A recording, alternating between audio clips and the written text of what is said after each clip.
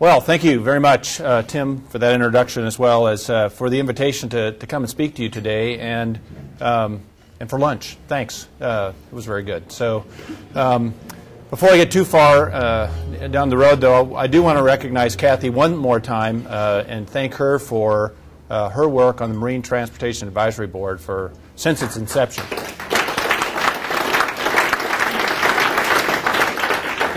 And she also has served as the chair of that board as well. So, Kathy, thank you for your participation in that.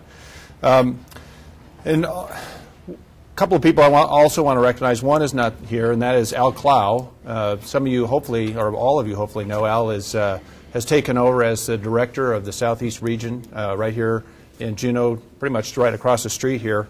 And well, I personally, but I think the whole department is very excited that Al is in that position.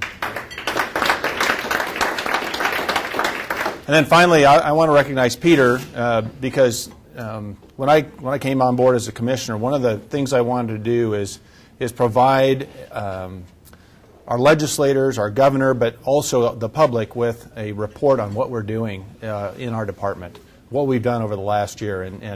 And Peter was the guy, I guess, who got the job. I guess he wasn't moving fast enough, so I tagged Peter, and I'll tell you, he did an absolutely fantastic job with our first in many years annual report. And unfortunately, I don't have hard copies to give each of you, but I would encourage you to go to our website and take a look at that. And Peter, I don't know if you can direct them to exactly where that would be on the website.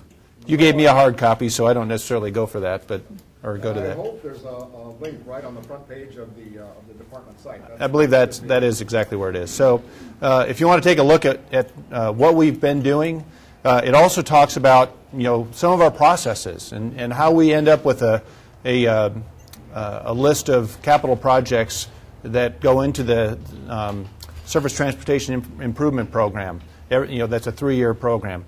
How we come up with the list of projects for our Airport Improvement Program, as well as what each of the divisions within the department do, what the regions are doing. It's a fantastic document, and he actually put pictures in there, so that's why I like it, because I can understand those a lot easier. Anyway, what I want to talk to you about today is 3 things. The first is we're going to talk a little bit about the Juneau Access Road and the recent Ninth Circuit ruling.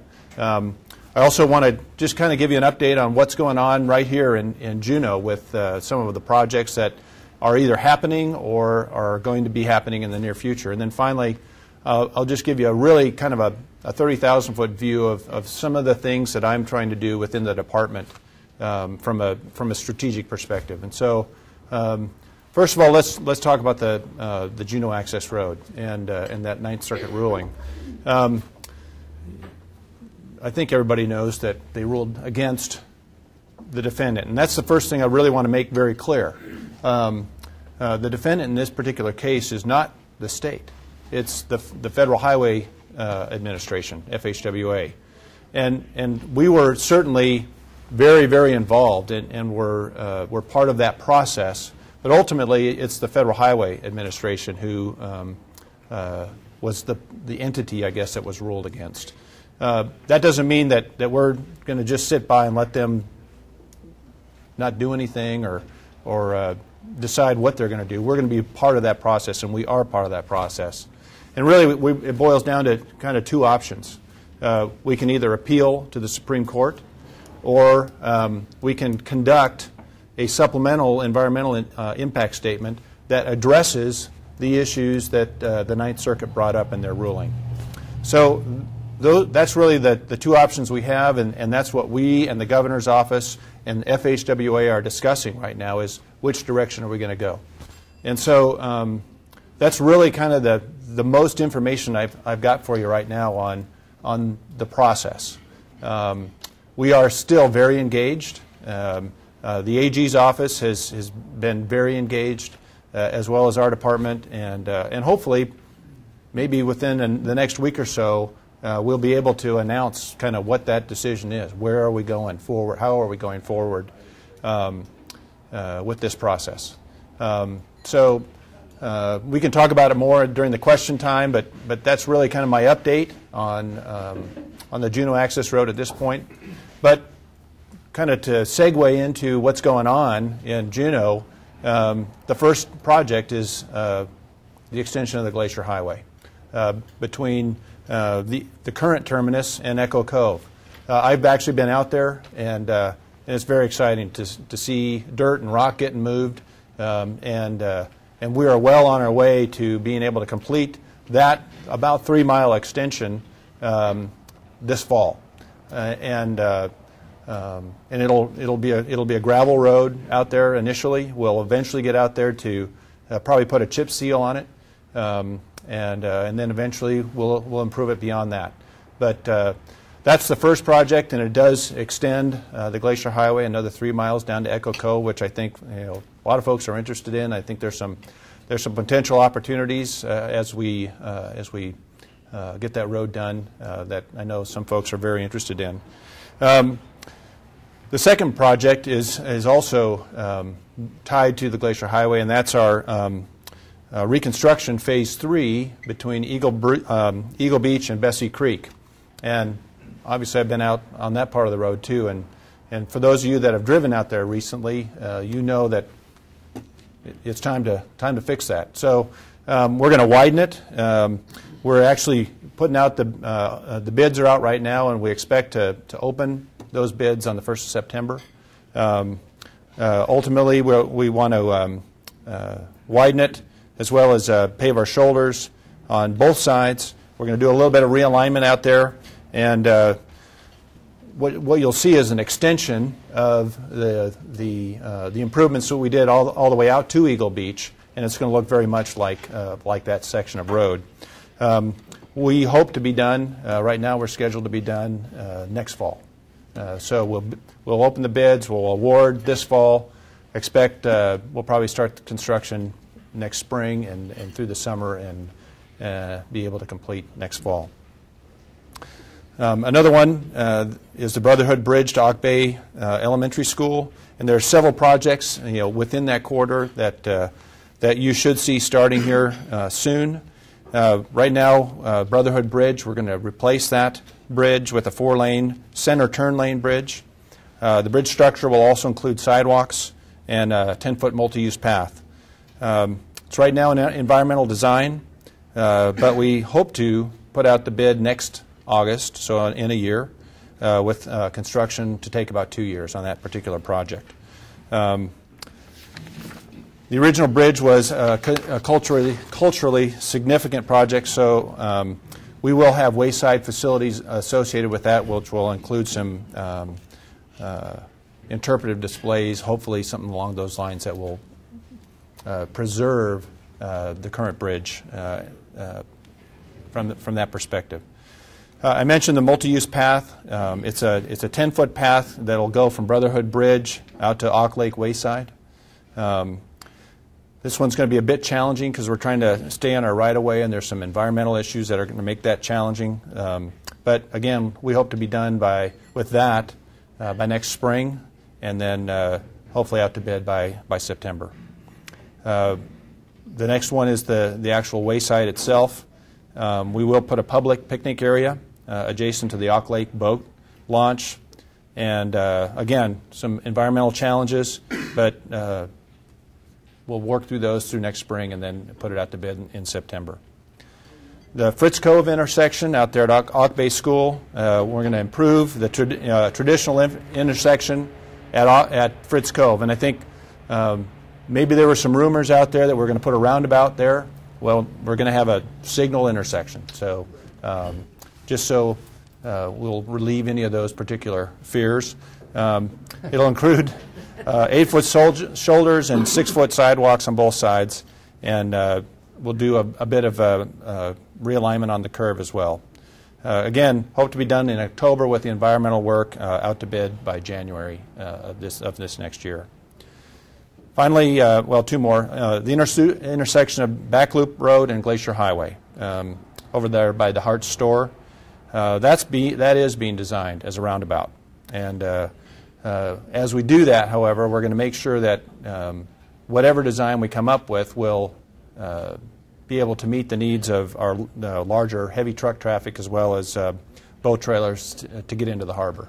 So, we're not just going to put down the rubber stamp roundabout. We'll make sure that we are able to accommodate the heavier traffic as well. Again, finishing environmental next month, out to bid in January is what we're looking for. Finally, the Thane Road. That's, everybody knows, that runs south out of town. And that's going to be a mill and pave project. Hopefully we'll do that next summer is what we're looking for, with a little bit of realignment on the town side of Sheep Creek Bridge. And that won't be completed. The bridge actually won't be completed until 2013. So that's kind of an update on some of the projects. I hope that are interesting to you all. And finally, what I want to talk about a little bit is where we're going as a department. And in June, I brought my entire leadership team. We took a 3-day retreat, if you will, down to Seward, and spent that time with a consultant working through a strategic plan. What I told the folks when I first came on board was it's really difficult to know where you're going if you don't know who you are and what it is that you're supposed to be doing.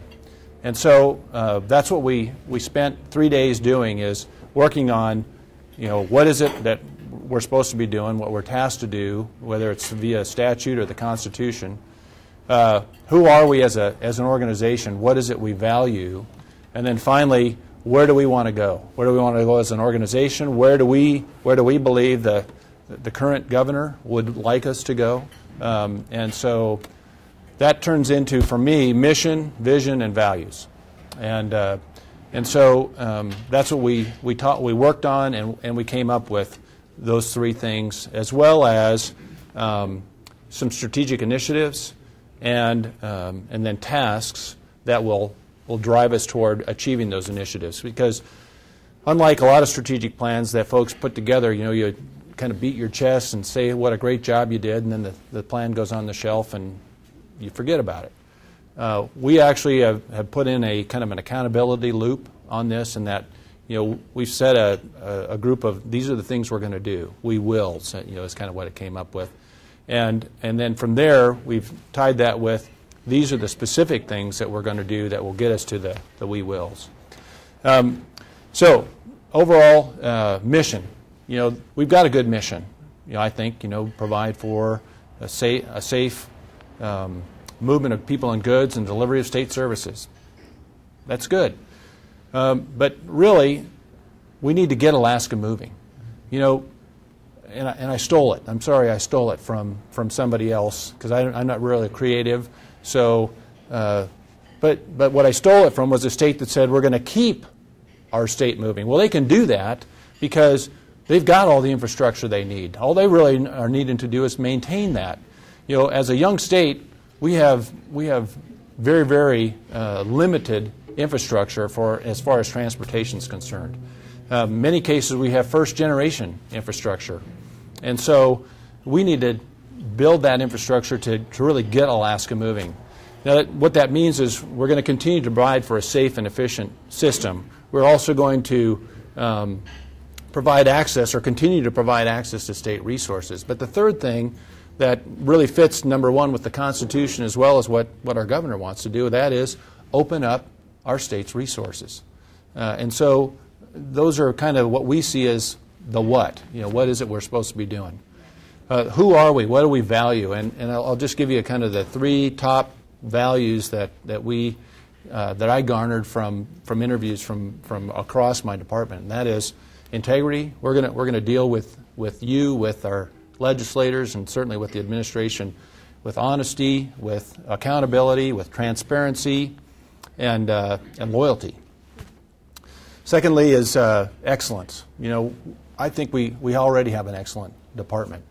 We do great work in most cases, but we're at least verbalizing that we are going to continue that excellent service to the people of Alaska, but also excellence in what we do day in, day out. And then finally, respect. And that really means how we operate day in and day out with the people we come in contact with. It is a Alaskan cultural character trait. And so we need to exhibit that in our dealings with the people that we work with, whether it's the people within the department or externally. We need to deal every day with respect. And then finally, what is it? Where do we think we're going? And I've already kind of given you a hint of that, and that is we want to expand Alaska's transportation system. And the neat thing is we get to define what that is. You know, it could be more road miles, more airports or better airports. It could be more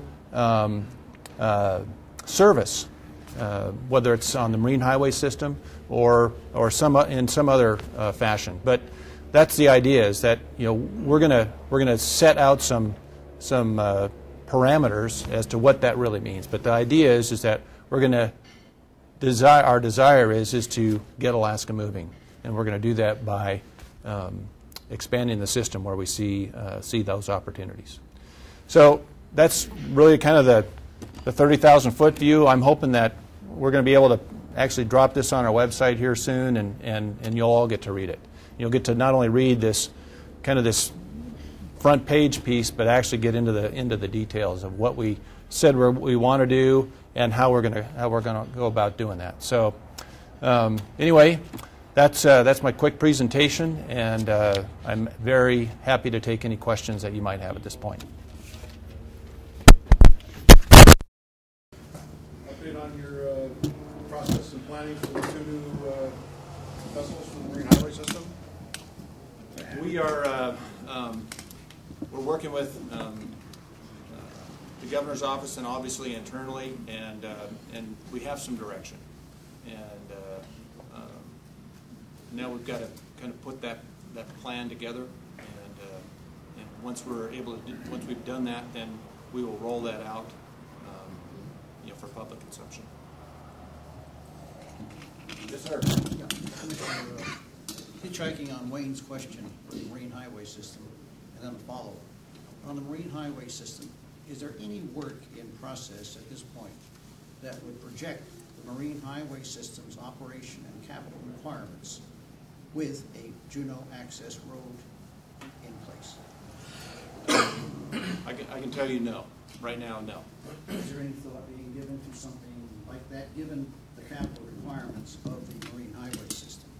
But I think how I can respond to that is that what I told the legislature last year, and what I've told the folks in our department in the marine highway system, is that I want them to look for efficiencies, and we're doing that, and I think we've got some great examples of where those efficiencies we're already finding those efficiencies. But the idea is that our costs continue to rise, so we've got to figure out, okay, how do we shrink that delta, and we do that by through efficiencies. And so that's one of the things that the staff is working on and will continue to do.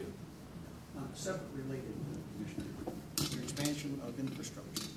Where does the state stand on the Knik Arm crossing and the road to Nome? Well, I think what I would say about the Knik Arm crossing is pretty much what the governor said, and that is that we're letting the process continue, through the permitting process to see how they do, and then at that point we'll be able to have a better idea of the direction we need to go for that. On the road to Nome, that is one of the 3 Road to Resources initiatives that he announced last year. It is, we have a document that we from our consultant at Dow HKM, who basically has identified some of the corridors that they would with a recommended corridor, and we're looking at that right now. It's not something that's going to happen next year or maybe even in 5 years, but it's certainly one of those that is on the plate because the governor said that's one of the things he wants us to look at. Yes, sir. Is it going to be possible for the new ferry to be built down in Ketchikan at the shipyard? Well, I think Ketchikan, the Alaska Ship and Dry Dock has a great, just as much of a chance as anybody of winning that contract. But again, I don't want to comment any more than that at this point because we're really still kind of in that procurement process. Yes, Commissioner, is there any logic or any advantage to taking a look at the two options you discussed regarding the Ninth Circuit decision to include both options? In other words, both pursue the Supreme Court and the supplemental EIS? Or are they mutually exclusive? Well, I think that's something we're trying to figure out right now because, you know, on the surface, it would sort of appear that they'd be mutually exclusive in that, you know, we have to wait for the court to decide whether they even want to accept our appeal and then go through the entire process, and we may or may not actually win at the Supreme Court as well, and that could be an 18 to 24-month process. In the meantime, we also have a supplemental EIS that more than likely will take about 24 months as well. So if we wait, if we try to do that, we may have to actually delay the supplemental EIS until we hear what the court has to say. But again, we're not certain that pursuing both isn't also an option, but we're looking into that right now with consultation with the AG's office. Yeah. Yes, sir, Ms. Walsh. Ordinarily, I don't like it when chamber members stand up and spout off rather than ask a question. But I'm going to make an exception in this case. I would encourage you, a lot of us would encourage you to do both. There's a reason for going to the Supreme Court that's beyond Alaska. It's the kind of nitpicky stuff that has confounded other states from realizing their dreams, because the NEPA process has gotten so convoluted and provides so much opportunity for people to use it as a club to interfere with what states and public wants to do. So there's a good reason, there's a more noble reason than just the Juneau access road. On the other hand, your use of the word defendant when referring to the Ninth Circuit is apropos in this case, because if you go ahead and do the supplemental, that's sort of like languishing in jail until your appeal goes through. And I think there's a more important reason for doing the supplemental. It's because you or your staff or a consultant gets to go to Ketchikan and say, we're here to explore options to deprive you of ferry service so that we can add it to Juneau's ferry service. How do you feel about that? Oh, and why are we doing this? It's because SEAC asked us to. I'd love to be at that meeting. So I think you should really think about the recreational benefits of doing the supplemental EIS. Thank you. Kathy, did you have a question? Well, I do. I think the biggest thing we all, want to know, Commissioner, is what can, organizations like the Chamber, Citizens Pro Road, I mean, people come to us all the time and say, what can we do to help? We want these projects to go through, and we need to. And there's a list a mile long of federal, regulations that stop us from proceeding. I mean, we're the state of Alaska. We're the ones that need the road, and we're the ones with the resources. What do we do?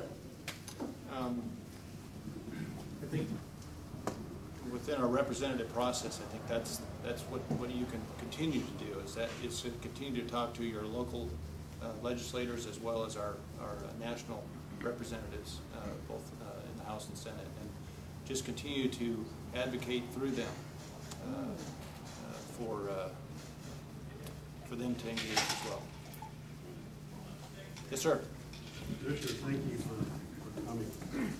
I'm really pleased to hear about your strategic plan and the dedication to the accountability loop, we call it.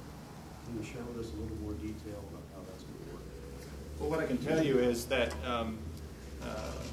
it's already in process. Because we put some tasks for ourselves to be complete by the end of September. So right now, I'm meeting with my staff every 2 weeks, and we walk through these tasks, and they give me a report on where they're at in completion of those.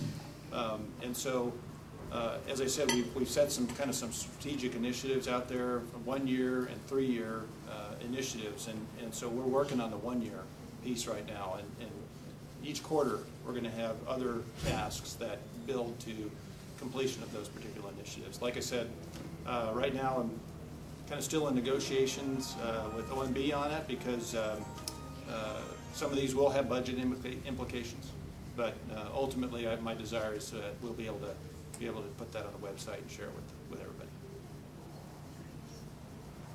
Yes, sir. Commissioner, let's get on to the bigger picture a little bit. What does a highway trust fund look like for Alaska in the future?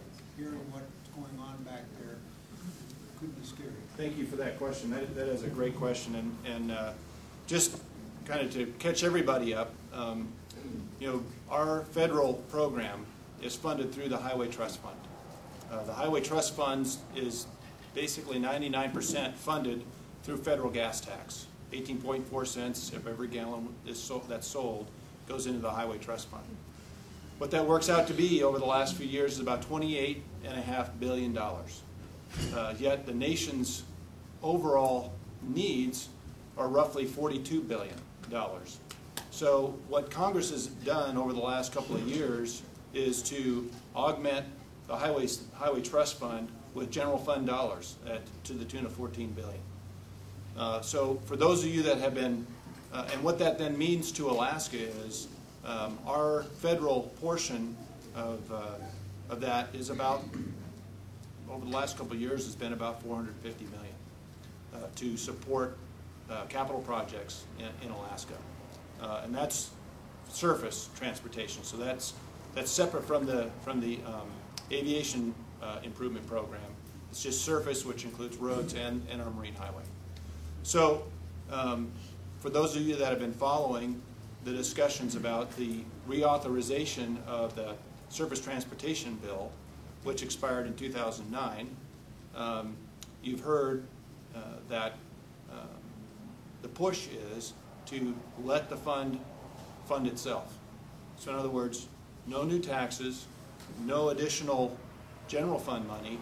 We'll just use what is put into the fund through the gas tax and the few other little taxes that support that fund. So that means about a 33% cut in that overall fund. So the natural conclusion would be, well, every state's going to take about a 1/3 cut in their budget. Again, I can say that more than likely it's going to be different for Alaska, but I don't know exactly what that formula is going to look like for us as far as how much of a cut we'll actually take. Certainly, we have this opportunity to argue the fact that, hey, you know, Alaska isn't done yet. You know, we are still very, very poor in transportation resources, infrastructure resources. A follow. Yeah, a follow-up on that. And it's probably logical to assume that we're going to go from $450 million down to somewhere around $300 million. And with the need and the attitude that this state has, that we need to develop our infrastructure, which was really at a very primitive stage at this stage. I would think there'd be some interest in using state monies to supplement that we're not going to get from the federal government, rather than just relying as we have for so many years on federal dollars. Well, that is certainly an option, and again, one of those that you know, if that's something that you'd be interested in, again, you know, use the representative system to communicate that to your legislators. Yes, sir. The imposition of the roadless rule to the Congress and Chugach National Forest, as well as Secretary Salazar's emphasis on preservation of roadless areas throughout the United States, would seem to have a profound effect on projects that you have in state. And it seems to me that the state, since it's already filed notice of litigation in opposition to that, and the chamber and other groups are intervening in support of the state's lawsuit, which is expected, I suppose, to take 6 to 18 months in duration.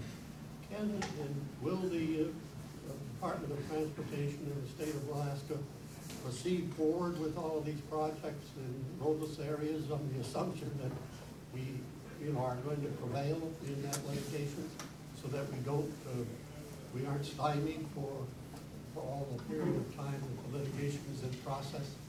But I don't think we're going to continue to stop working on design per se. I think those are things that there are things we can continue to do for some of those projects. I can tell you there is a project where we negotiated a reciprocal easement with the U.S. Forest Service down in the Ketchikan area, and so while there isn't really a public road there right now, we have the opportunity to continue to move forward on that particular project. Certainly it has an impact, but it doesn't necessarily prevent us from moving forward with some of the projects that are on the books. One more? Okay, oh, all right, Mitch. Quick question about your Brotherhood Bridge project. Does that include a signal at Industrial Boulevard? My notes don't say that, but I'll ask that question. How's that? Well, Commissioner, thank you.